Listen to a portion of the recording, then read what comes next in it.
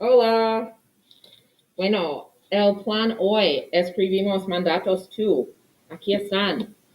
Mandatos informales, affirmativos, commands. Pues, to tell or command someone that you call by their first name, somebody you know well, somebody you're on a first name basis with. To tell or command that person to do something, use the ella form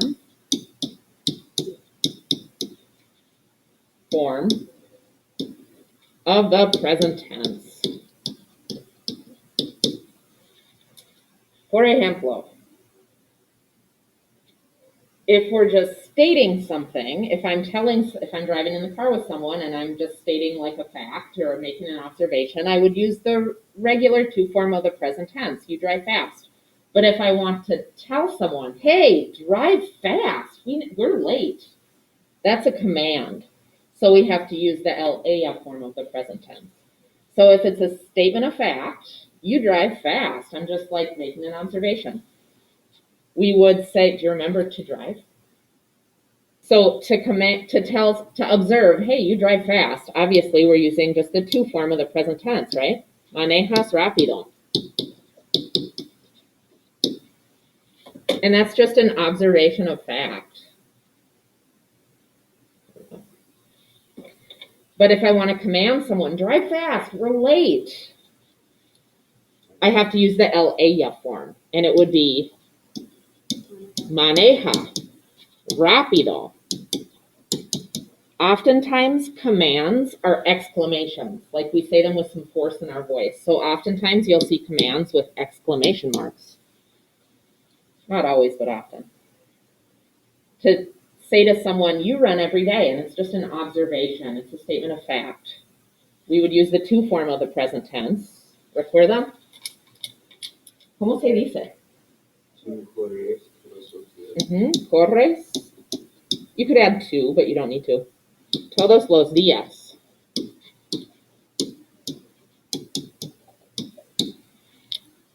But if we're telling someone, run away, there's a bear, run, because it's a command and it's urgent and we're telling them to do something, we have to use the ella usted form. Corre.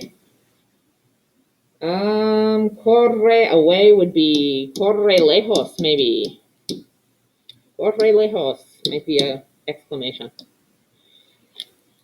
If I'm stating a fact, you attend school, you go to school. ¿Recuerdan cómo se dice to attend? Empieza con a.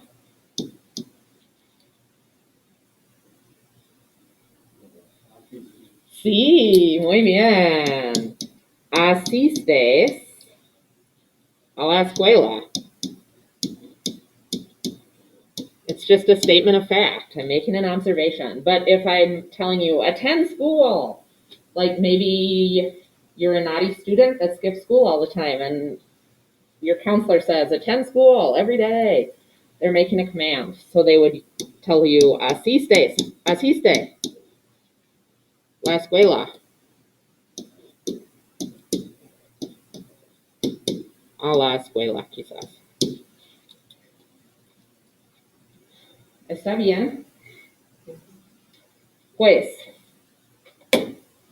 to command someone to do something, normally you use the ella form of the present tense if you call that person by their first name. There are some exceptions to the rule. There are 8 irregular to commands, and you probably learned them last year in level 2 when you learned about chores.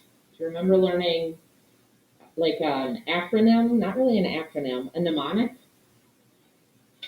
Van Diesel has 10 weapons, eh? Mm-hmm. Or Diaz Gonzalez say 10 de ven, depending on which teacher you have.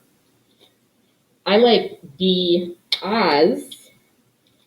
Let me make sure these distance learners can see me here. I do hand motions. Diaz, pon, sol, say, 10, ve, ven. Because the gestures kind of refer to the meaning for a lot of them. Bueno, decir is the to command. Decir is the infinitive. The to command is di. And di means, not exactly. That would be habla. No, that would be habla. Say or tell. Di la verdad. Tell the truth. Hacer significa to do or to make. Like I'm making a tortilla by hand. El mandato haz. Y significa do or make. Poner significa to put or to place. El mandato es pon. Y significa put, place.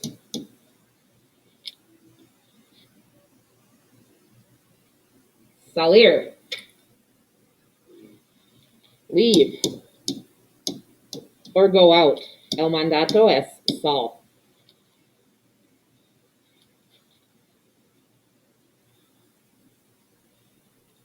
Ser. Be. El mandato es se. Y hay un acento. El acento es muy importante. If you leave the accent off, it's a reflexive pronoun, which we reviewed last week or the week before. It means two different things. This is like saying to himself or herself without the accent mark. Tener. El mandato es ten. Y significa have. Ir means go. Y el mandato es ve. Ve can also be the command form of ver. Ver, in this case, is a regular verb for the command form because ve is the el ella form of ver in the present tense. So when you see the word ve, you kind of have to do a little thinking. Does ve mean go or does ve mean see? Because it can have two meanings. Venir, come, y el mandato es ven. Ven aquí, ven acá is something you'll hear a lot. Come here, ven aquí, ven acá. In some Spanish-speaking countries, they do that gesture upside down to us. Que locura, no? In English, we do this, usually.